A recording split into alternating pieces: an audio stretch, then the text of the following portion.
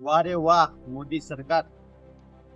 एक तरफ मोदी जी कहते हैं ये युवक देश का भविष्य है आणि तेच युवक आज 23 दिवसापासून आपला हक्क मागण्यासाठी रस्त्यावरती उतरला आहे।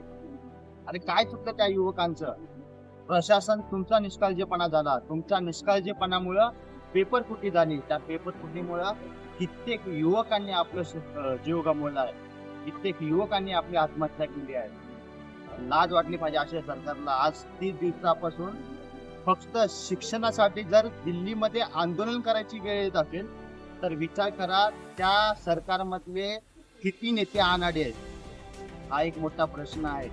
तुमचं प्रशासन चुकीचं आहे, तुमच्या निष्काळजीपणामुळे पेपर फुटला आहे, त्या पेपर फुटीमुळे कमीत कमी 10 ते 12 विद्यार्थ्यांनी जीव दिला आहे। काय त्यांच्या मागण्या आहेत? फक्त राजीनामा मागत आहेत, फक्त राजीनाम्यासाठी 20 ते 30 दिवस लागत आहेत। आज 23वा दिवस आहे, फक्त राजीनाम्यासाठी तुम्हाला 23 दिवस लागत आहेत, फक्त एक राजीनाम्यासाठी। काय चाललंय? काय अटी आहेत त्यांच्या? त्या अटी तुम्ही पूर्ण करू शकत नाही।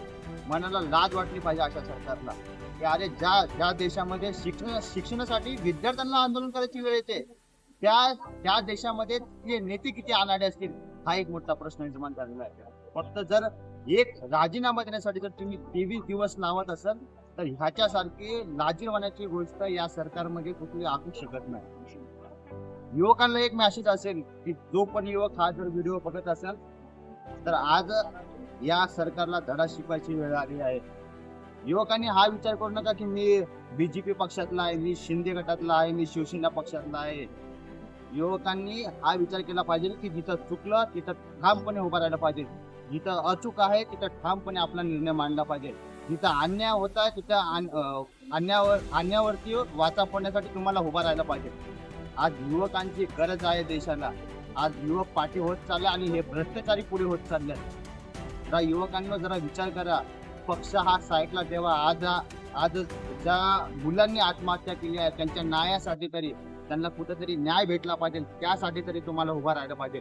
का मी बीजेपीतला आहे, मी सत्तेतला आहे, का मी शिवसेना पक्षातला आहे, मी सत्तेमध्ये आहे, हे लोक आमच्या विरोधात आहेत, हा विचार करायचा बंद करा आणि अन्यायाविरुद्ध वाचा फोडण्यासाठी युवकांनी उभा राहिलं पाहिजे। कारण की हे सरकार आज विचार करण्यासाठी गोष्ट आहे की जर फक्त राजीनामा देण्यासाठी जर 23 दिवस लागत असेल तर तुम्हीच कमेंट बॉक्समध्ये सांगा की नेमकं चालले काय दिल्लीमध्ये। धन्यवाद।